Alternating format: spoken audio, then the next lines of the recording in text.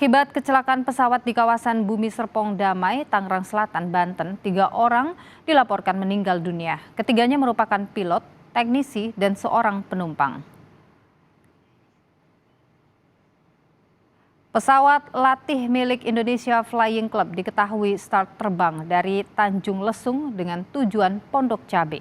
Menurut Kepala Seksi Operasi Basarnas Jakarta, pesawat hilang kontak pukul 14.43 waktu Indonesia Barat hingga akhirnya diketahui jatuh di kawasan BSD Tangerang Selatan. Pesawat dengan nomor pesawat PKIFP merupakan pesawat Teknam P2006T. Teknam P2006T merupakan pesawat ringan berbahan logam, bersayap tinggi, bermesin ganda asal Italia. Pesawat ini mampu mencapai kecepatan jelajah maksimal 269 km per jam dan jarak tempuh mencapai 2037 km. Kapasitas penumpang maksimal 5 orang termasuk pilot.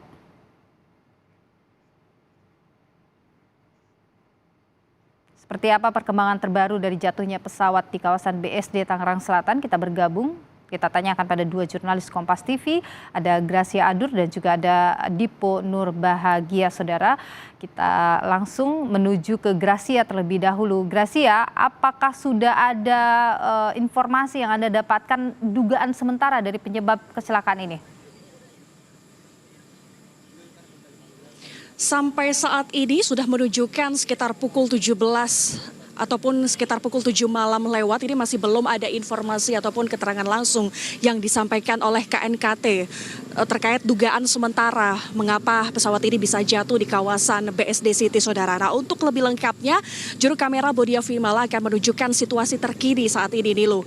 Nilu, kalau yang Anda lihat di layar kaca, saat ini petugas dari KNKT ini masih melakukan proses identifikasi terhadap sisa dari badan pesawat akibat jatuhnya pesawat yang terjadi pada pukul 13.30 waktu Indonesia Barat pada siang tadi di kawasan BSD, saudara. Nah, proses identifikasi ini tujuannya adalah untuk mengetahui bagaimana dugaan sementara dari penyebab kecelakaan pesawat yang terjadi pada siang tadi, saudara.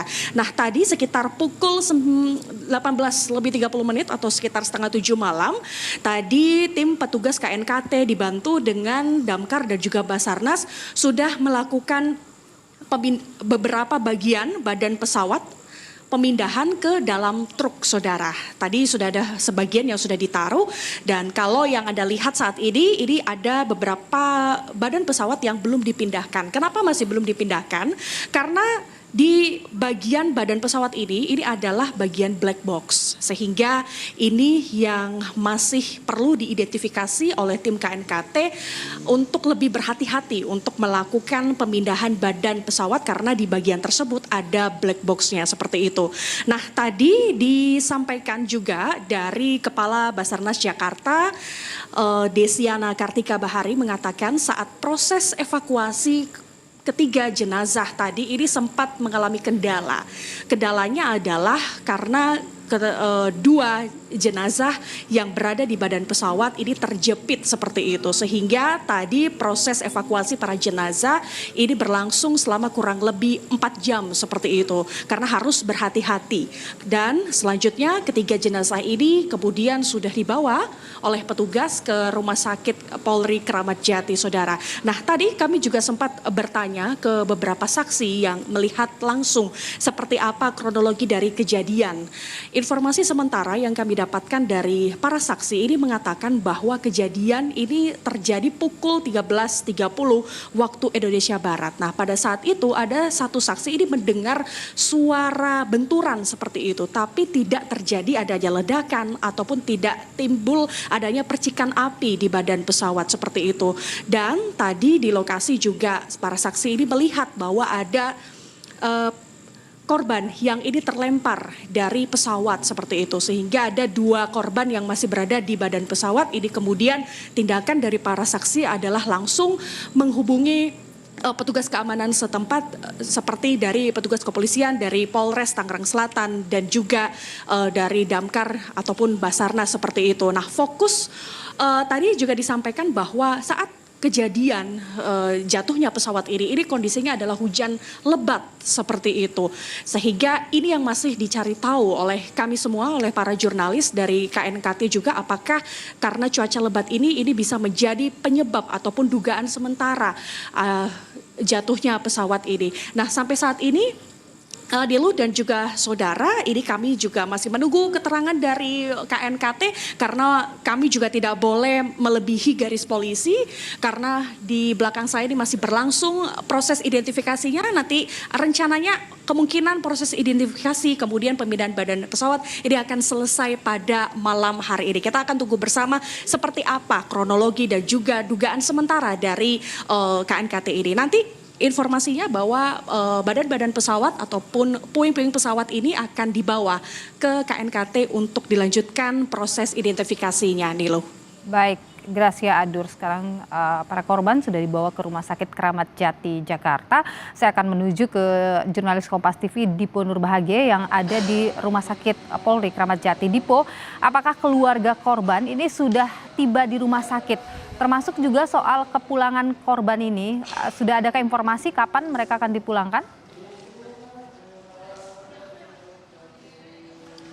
Iya, berdasarkan pemantauan kami, pihak dari keluarga ini sudah tiba pada sekitar pukul 6 malam hari tadi, dan saat ini memang sedang berada di dalam gedung forensik untuk kemudian mengikuti nampaknya rangkaian proses identifikasi yang tentu akan dilakukan oleh pihak dari Rumah Sakit Polri Kramat Jati. Tetapi tidak hanya pihak keluarga Nilo, tetapi juga ada pihak juga dari Indonesia Flying Club yang juga tadi kami lihat masuk ke dalam ruangan untuk kemudian dimintai keterangannya oleh pihak dari Rumah Sakit Polri Kramat Jati. Nah, untuk proses saat ini, kalau kita dasari pada statement yang sebelumnya disampaikan melalui jejaring WhatsApp kepada kami, begitu dari Kepala Rumah Sakit Polri Kramat Jati, Brigjen Haryanto, menyebut bahwa saat ini prosesnya adalah proses administrasi. Artinya pihak dari Rumah Sakit Polri Kramat Jati ini memintai persetujuan terlebih dahulu kepada pihak keluarga untuk kemudian memulai proses identifikasi. Nah,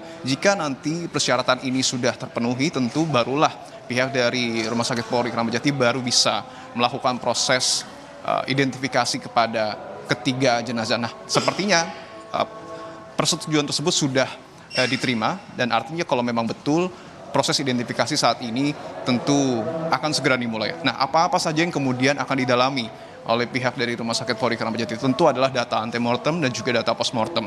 Data antemortem yang kita tahu adalah data terkait dengan kondisi korban sebelum meninggal dunia, yang tentu ini akan diklarifikasi secara langsung kepada pihak keluarga. Misalnya seperti pakaian, kemudian juga mungkin saja golongan darah ataupun sampel DNA dari pihak keluarga nanti akan diminta untuk kemudian dicocokkan dari ketiga jenazah begitu. Nah, sementara itu nanti juga akan dikomparasikan data antemortem ini dengan data postmortem ataupun kondisi jenazah pada saat setelah meninggal dunia. Ini kemudian data yang akan diperlukan oleh pihak dari Rumah Sakit Polri Kramat Jati untuk memastikan siapa-siapa saja ataupun mengidentifikasi ketiga jenazah yang saat ini sudah berada di Rumah Sakit Polri Kramat Jati ini loh.